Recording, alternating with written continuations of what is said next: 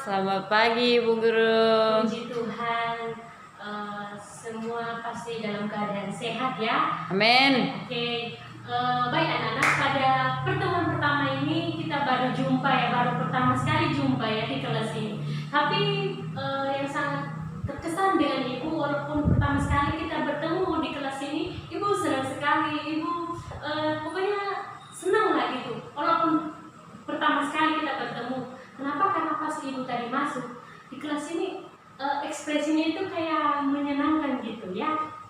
Jadi anak-anak, karena hari pertama kita masuk di semester 1 ini, maksudnya kelas 7 ini semester 1, jadi Ibu baru pertama sekali ketemu dengan kalian, berjumpa dengan kalian.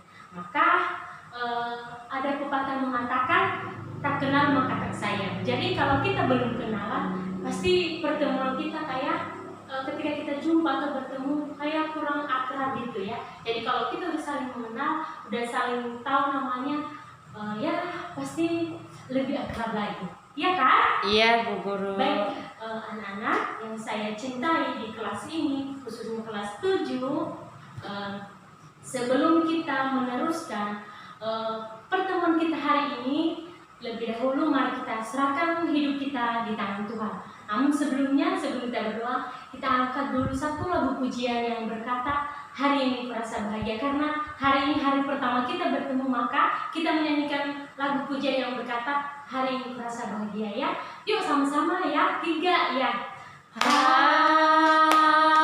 Hari ini kurasa bahagia berkumpul bersama saudara seiman.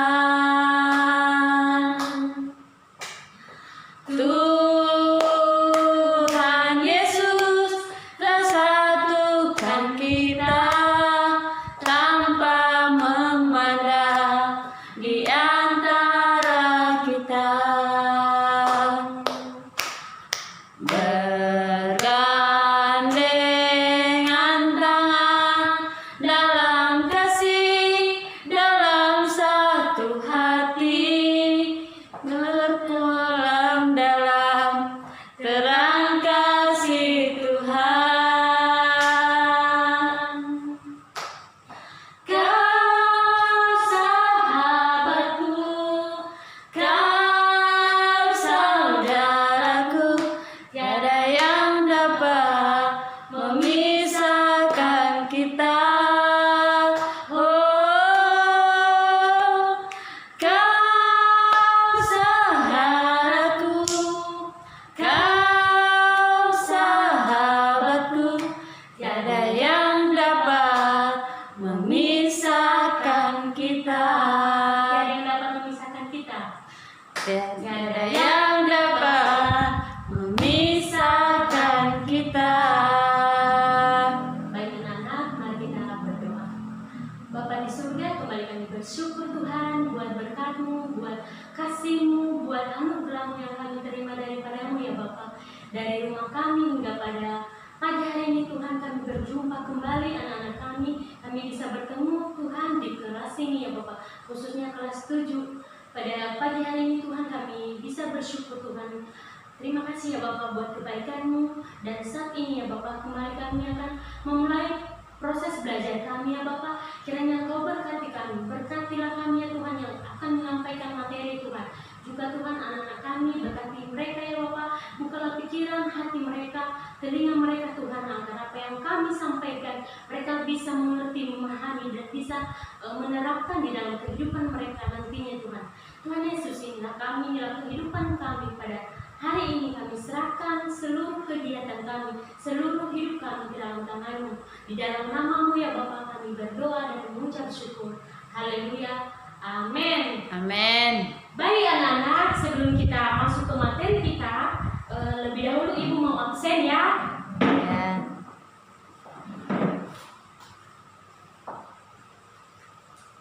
Aseli, Hadir Bu. Clarissa, Hadir Bu. Emily, Hadir Bu. Esther, Hadir Bu. Grace, Hadir Bu. Joyson, Hadir Bu. Linda, Hadir Bu.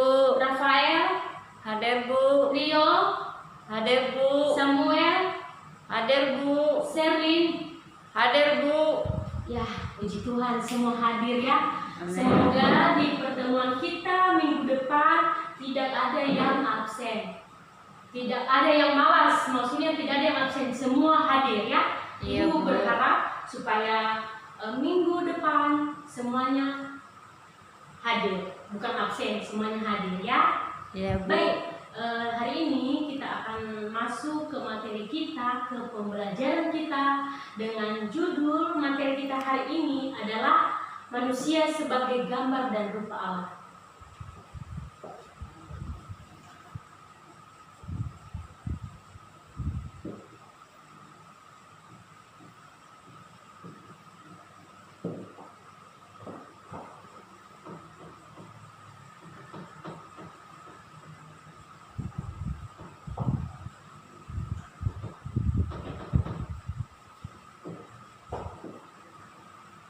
Inilah judul materi kita pada hari ini, yaitu manusia sebagai gambar dan rupa Allah. Mungkin anak-anak kami yang kami cintai kelas 7 ini, waktu SD pasti pernah mendengarkan, pernah mempelajari manusia sebagai gambar dan rupa Allah. Pernah nggak belajar waktu SMP atau pernah nggak dengar itu? Pasti kan waktu SMP udah pernah belajar ini? Pernah Bu. Oh, mantap lah. Baik. Untuk mengawali pelajaran kita ini, mari kita buka Kejadian 1 ayat 26. Kejadian 1 ayat 26. Yang sudah dapat katakan amin. Amin. Baik, biar ibu saja yang membacakan ya. Beginilah firman Tuhan. Berfirmanlah Allah, baiklah kita menjadikan manusia menurut gambar dan rupa kita, supaya mereka berkuasa atas ikan-ikan di laut dan burung-burung di udara dan atas ternak dan atas seluruh bumi dan atas segala binatang melata yang merayap di bumi ini. Amin. Amin. Baik anak-anak, sebelum ibu menjelaskan materi kita pada hari ini, pertama sekali ibu atau kita masuk ke pembagian Alkitab dulu ya. Kenapa ibu kasih ini? Supaya kalian juga yang kelas 7 ini harus tahu, harus mengerti pembagian Alkitab itu berapa, jumlah Alkitab itu dalam perjanjian lama berapa, jumlah perjanjian baru itu berapa. Jadi kalian harus tahu, jadi totalnya juga harus tahu itu. Karena dari kelas 7, kelas 8, kelas 9 bahkan sampai ke perguruan tinggi itu akan terus meneruskan kita pelajari, atau kalian juga nanti pelajari. Seperti ibu waktu SD, SMP, SMA sampai kuliah, ibu masih mempelajari tentang pembagian Alkitab. Jadi kalau ditanya gampang diingat ya. Jadi anak-anak, pembagian Alkitab itu terbagi menjadi 2 ya. Pembagian Alkitab terbagi menjadi 2. Yang pertama,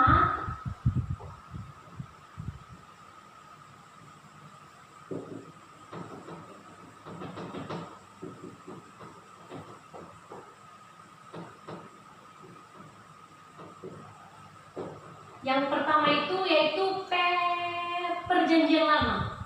PL ya, singkat aja PL. Jumlah perjanjian lama itu yaitu terdiri dari 39 kitab. 39 kitab ini diawali dari kitab Kejadian dan diakhiri dengan kitab Maliaki. Itulah perjanjian lama ya. Sekali lagi Ibu jelaskan bahwa pembagian Alkitab itu terdiri dari 2 bagian, yaitu yang pertama, pembagian perjanjian lama terdiri dari 39 dan diawali dari kitab Kejadian dan diakhiri dengan kitab Maliaki. Itulah perjanjian lama. Yang kedua, perjanjian baru. PB ya, PB.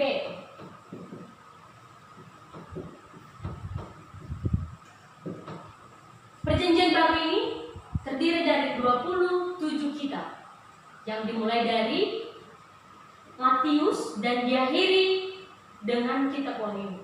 Nah, itulah perjanjian baru. Nah, jadi anak-anak, total total atau keseluruhan isi Alkitab itu yaitu berjumlah 66 kitab. Jadi harus kalian tahu ini ya, 66 kitab. Jadi kalau nanti ujian ataupun ulangan, Ibu akan memberikan soal ini. Jadi kalian harus tahu dan harus menghafal ini ya. Baik, sekarang masuk kita ke judul pembahasan kita, yaitu gambar dan rupa Allah. Berbicara dengan gambar dan rupa Allah, gambar itu dalam bahasa Ibrani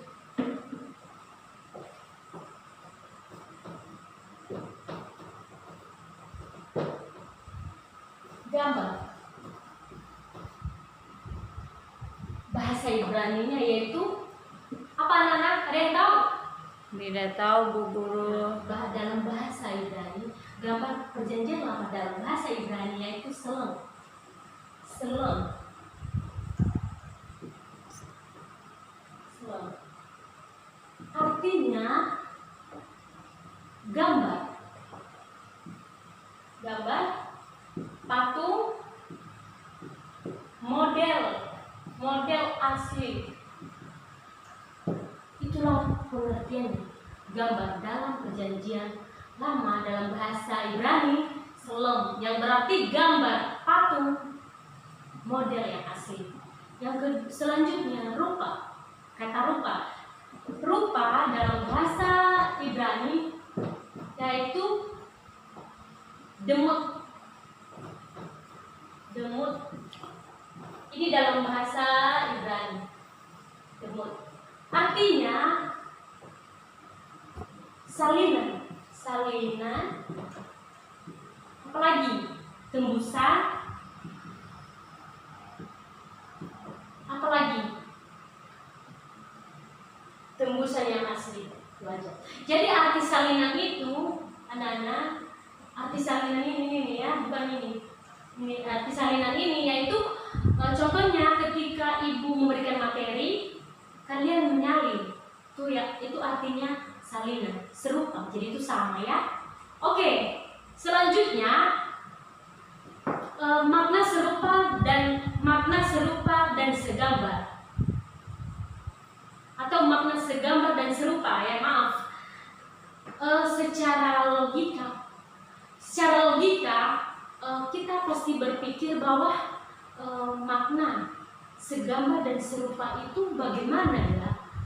Pertanyaannya anak-anak, apakah wajah kita sama dengan Tuhan? Apakah tinggi badan kita sama dengan Tuhan? Apakah postur tubuh kita sama dengan Tuhan?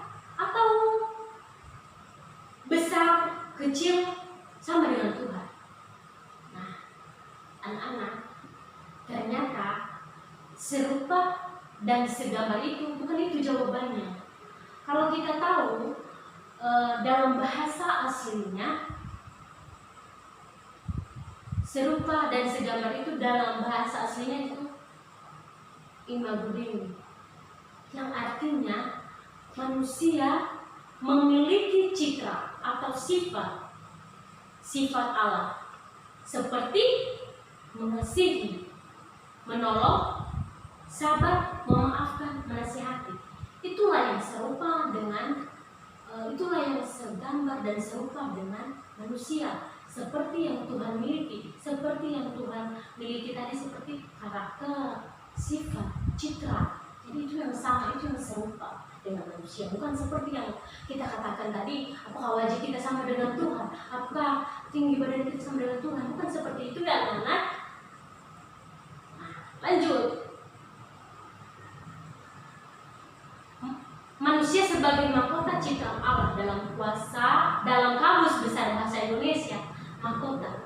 Tahu arti mahkota anak-anak? Tahu arti mahkota? Tidak Bu Guru. Nah, dalam bahasa Indonesia, mahkota itu berarti hiasan kepala atau sombong kebesaran yang menguasai, yang dihargai atau yang dijunjung tinggi, yang dicintai itu. Nah, jadi di sini ibu artikan atau pengertian secara besarnya bahwa mahkota itu adalah kuasa yang diberikan oleh Allah kepada manusia. Kenapa? Karena manusia memiliki akal budi dan manusia itu juga adalah makhluk yang paling sempurna. Maka itulah arti mahkota. Ya, itu arti mahkota yang sebenarnya. Lanjut ya anak-anak. Kalau kita tadi membaca Alkitab tadi kitab Kejadian 1 ayat 26, kita sudah jelas ya ketika Tuhan menciptakan manusia. Dan kalau mari anak-anak kita perhatikan kata yang di sini dikatakan, baiklah kita menciptakan manusia menurut gambar dan rupa Allah. Benar ya, sudah jelas. Ketika Tuhan menciptakan manusia ini, Tuhan sudah merencanakan sedemikian rupa. Allah menciptakan bumi dan Allah menciptakan bumi dan isinya selama 6 hari. Bayangkan itu. Luar biasa Tuhan ini, segala isi bumi ini Dia menciptakan selama 6 hari loh anak-anak. Nah, dengan Tuhan menciptakan segala bumi ini, segala isi bumi ini, Tuhan hanya berfirman.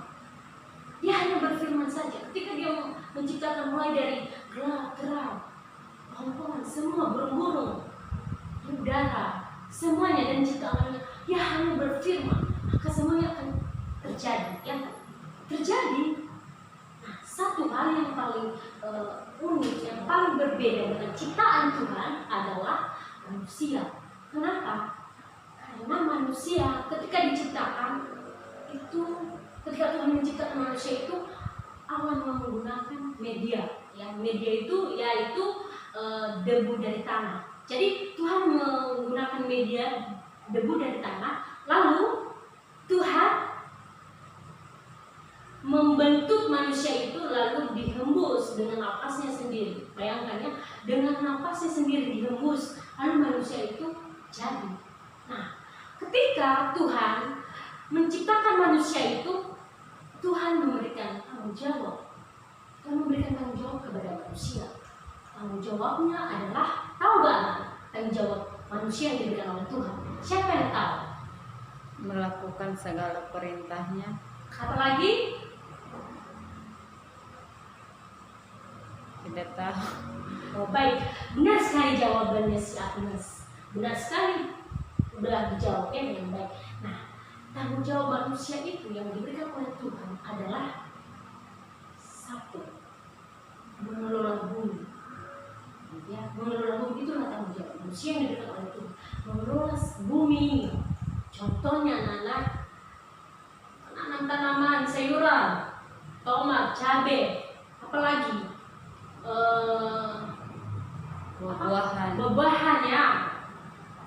Itu manusia mengelola itu, menanam.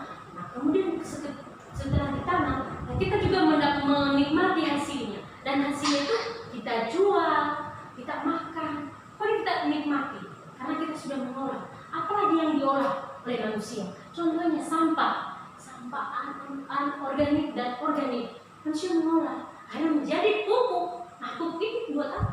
Ya, dipakai untuk tanaman-tanaman supaya tanaman yang sudah diolah oleh manusia, tanaman yang sudah dipelihara oleh manusia, yang menjadi sehat subur. Nah, itulah salah satu tugas manusia yang diberikan oleh Tuhan untuk mengelola bumi. Kedua, anak-anak berkuasa dan memelihara ciptaan Tuhan. Tahu kenapa kita berkuasa? Karena Tuhan sudah memberikan kita tanggung jawab. Karena Tuhan sudah memberikan tanggung jawab itu kepada manusia, sehingga manusia berkuasa dan memelihara ciptaan Tuhan itu. Contohnya anak-anak yang dipelihara itu, manusia memelihara ayam, kerbau, apalagi ya, kambing. Apa sih itu? B2. Oh, B2 itu sebenarnya anjing gitu. Nah, itu kan tanggung jawab kita. Itu kita harus memelihara, harus merawat dengan baik, kita kasih makan, kita pelihara sebagaimana selayaknya tanggung jawab kita. Nah, ketika kita melakukan itu, ketika kita memelihara itu berarti itulah yang serupa dan segambar dengan Tuhan. Itu yang segambar dan serupa dengan Tuhan, ya. Itulah tanggung jawab kita yang diberikan oleh Tuhan. Jadi anak-anak, jangan ketika kita punya tanggung jawab, ketika Tuhan sudah memberikan tanggung jawab kepada kita, namun kita tidak melakukan seperti tadi yang memelihara binatang gitu, seperti ayam, bebek, apa semua, kerbau, kambing, kita pelihara tapi kita nggak menjaga, kita tidak tidak memelihara dengan baik, kita biarkan begitu saja. Dan itu namanya bukan tanggung jawab. Nah, kalau tanggung jawab kita yang diberikan oleh Tuhan berarti kita harus melakukan, kita harus berpuasa dan memelihara ciptaan Tuhan, ya? Ya, Bu. Lanjut, macam-macam tanggung jawab yang dimiliki oleh manusia. Siapa yang tahu di antara anak-anak yang berjumlah 33 orang yang tahu itu salah satunya macam-macam tanggung jawab yang dimiliki oleh manusia itu? Coba sebutkan salah satu. Ada yang tahu? Tidak, Bu. Harus tahu dulu ya, kita harus tahu dulu pengertian tanggung jawab. Pengertian tanggung jawab itu adalah kesadaran manusia untuk melakukan kewajiban yang telah diberikan kepada kita. Tanggung jawab itu bisa berlaku kepada siapa saja, bahkan untuk diri kita sendiri, ya, udah jelas. Itu pengertian tanggung jawab. Nah, macam-macam tanggung jawab itu anak-anak, yaitu yang pertama, tanggung jawab terhadap diri sendiri. Tanggung jawab terhadap diri sendiri itu berarti melakukan kewajiban kita sebagai manusia, individu, sesuai diri kita masing-masing. Itulah macam-macam tanggung jawab manusia. Yang kedua, tanggung jawab terhadap keluarga. Tanggung jawab terhadap keluarga tadi contohnya kita sebagai anak harus melakukan tanggung jawab kita yang diberikan oleh orang tua, seperti memasak, membantu orang tua menyapu, ngepel, nyiram bunga. Itulah tanggung jawab kita, karena kita adalah punya tanggung jawab dalam keluarga. Nah, itu seperti itu yang ibu kasih contohnya tadi, ya. Nah, yang berikutnya tanggung jawab terhadap masyarakat. Contohnya anak-anak menjaga lingkungan agar masyarakat merasa nyaman dengan kita, ya. Jadi itulah tanggung jawab kita terhadap masyarakat, yaitu menjaga lingkungan agar kita masyarakat atau agar masyarakat merasa nyaman dengan kita. Nah, jadi kalau kita nggak menjaga lingkungan kita, ya pasti masyarakat kita membenci, memusuhi kita. Kenapa? Karena kita tidak bisa menjaga lingkungan kita. Nah, jadi anak-anak, kita harus tanggung jawab kita sebagai masyarakat, kita harus melakukan, kita harus mengikuti peraturan. Ya, peraturannya kan menjaga lingkungan, ya. Jadi anak-anak, tanggung jawab kita sebagai manusia adalah melakukan perbuatan yang baik. Melakukan perbuatan yang baik dan bukan hanya untuk diri kita sendiri, ya. Kalau kita lihat tadi makna tanggung jawab, ya. Jadi kita harus melakukan perbuatan yang baik itu. Ya, perbuatan yang baik itu supaya kita juga menjadi berkat bagi sesama kita, bagi teman-teman kita. Contohnya melakukan perbuatan yang baik tadi, mengasihi. Ketika teman-teman kita atau orang di sekitar kita mengalami musibah, contohnya musibah kecelakaan, musibah kebakaran, atau musibah dan lain-lainnya contohnya. Ketika teman kita atau tetangga kita mengalami kebakaran, nah, kita sebagai anak-anak Tuhan, kita harus membantu, menolong mereka. Kalau misalkan kita punya baju ataupun sepatu atau apa yang kita miliki, ya kita berikan kepada mereka. Kenapa? Karena mereka sedang mengalami musibah kebakaran. Ya, karena rumah mereka terbakar dan baju-baju mereka juga terbakar, ya kan. Jadi kita harus mengasihi mereka, harus menolong mereka, peduli dengan teman-teman. Nah, kalau peduli contohnya di kelas teman-teman kalian ada yang tidak punya atau memiliki pulpen, nah kita harus memperhatikan, kita harus membantu, menolong gitu. Jadi dengan kita membantu, akhirnya teman kita yang tadi tidak punya pulpen, dia bisa menulis. Kenapa? Karena dia sudah ditolongi oleh teman-teman sebangkunya, ya. Nah, jadi anak-anak yang saya cintai, gambar yang gambar dan serupa dengan Allah, berarti seperti yang Ibu katakan tadi, yaitu yang segambar dan serupa itu adalah sifat ataupun karakter yang dimiliki oleh Allah, itu yang sama, itu yang serupa ya. Jadi itu harus kalian ingat gitu ya, karena ketika kita melakukan seperti yang Ibu jelaskan tadi, ketika kita memiliki itu karakter itu, maka kita sudah terbukti ataupun manusia itu sudah terbukti bahwa manusia itu memiliki karakter seperti yang Tuhan miliki. Sudah mengerti ya? Iya Bu. Baik. Demikian dulu penjelasan Ibu dari pertemuan pertama ini. Jika ada yang bertanya silakan. Namun kalau itu Ibu bersilakan. 1, 2, 3. Udah jelas Bu. Karena udah jelas, benar ya, udah jelas. Iya Bu. Baik, kalau sudah jelas, Ibu memberikan tugas. Tugasnya itu apa? PR rumah, Iya. pekerjaan rumah. Jadi ini harus dikerjakan. Ya, Ibu memberikan tugas ini sesuai dengan penjelasan Ibu tadi. Jadi anak-anak silakan tulis, ya, silakan tulis soalnya, hanya 3 soal. Yang pertama, sudah siap? Sudah Bu. Yang pertama, tuliskan contoh karya Allah melalui keajaiban yang kamu alami. Cepet banget Bu. Baik, sekali lagi. Tuliskan contoh karya Allah melalui keajaiban yang kamu alami. Terlalu cepat? Bisa Bu. Oke, lanjut. Soal yang kedua, tuliskan contoh tindakan. Tuliskan contoh tindakan Ya. yang bisa dilakukan oleh siswa sebayamu, Ya. yang bisa dilakukan oleh siswa sebayamu sebagai wujud menghargai karya Allah melalui alam ini. Iya Bu. Sudah? Sudah Bu. Lanjut yang ketiga ya.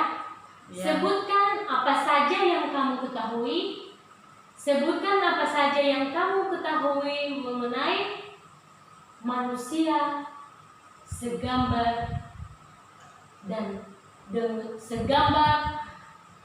rupa Allah. Sudah? Sudah Sekali Bu. lagi ya. Sebutkan apa saja yang kamu ketahui mengenai manusia sebagai gambar dan rupa Allah. Sudah? Sudah Bu. Nah, itu saja soalnya. Ibu tidak memberikan tugas banyak-banyak, jadi hanya 3 soal. Nah, namun sebelum kalian mengerjakan tugas ini, Ibu mau sarankan supaya kalian membeli buku tulis seperti ini. Lalu kalian buat tugas atau buku tugas ya khusus buku khusus materi atau khusus pelajaran pendidikan agama Kristen ya. Jadi kalian harus menyiapkan 1 buku seperti ini tulis.